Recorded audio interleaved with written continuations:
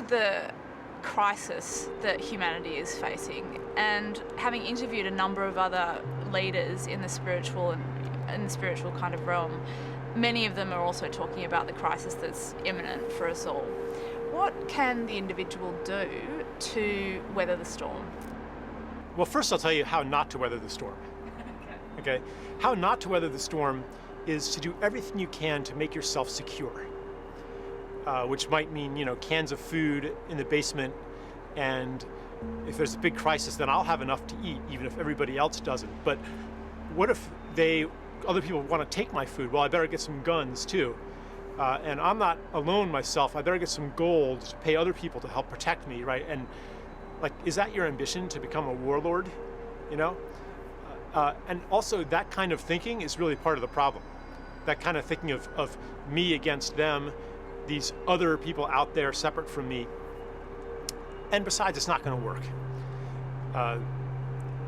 Probably the more guns you have, the more attention you'll attract, and the more dangerous it'll be. So I think that really, and when things get really turbulent and unpredictable, you just never know where the best place to be is. The best strategy is to be at the right place at the right time, and to be lucky. So how do you do that? How do you tap into this flow of synchronicity?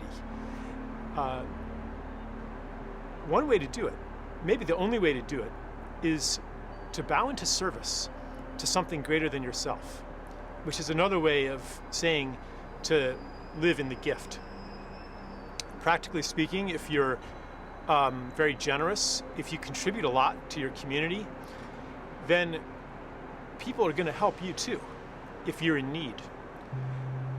Even if there's no money anymore, even if the currency system breaks down, even if civil authority breaks down, even if the worst comes to pass, you'll have this reservoir of gratitude out there. So even if you're a selfish, calculating person, probably the best strategy today is generosity. And I think that part of the reunion that I'm talking about when I talk about the age of separation and a transition to an age of reunion, part of that is a dissolving of the boundary between altruism and selfishness, where we discover that there is no boundary between those, that the things that we do in service to others, they're actually in service to ourselves too. They actually generosity makes life richer. Protecting others makes ourselves more secure. Healing others makes oneself healthier. This separation between I and thou is healing gradually. And I'm not saying that it's going to be, all oneness in 10 years or whatever, but separation is reaching its peak. We're reaching peak separation right now, coinciding with peak everything else.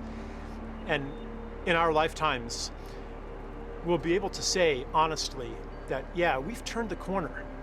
We still have huge challenges, but we're moving in the right direction now. The world is getting better.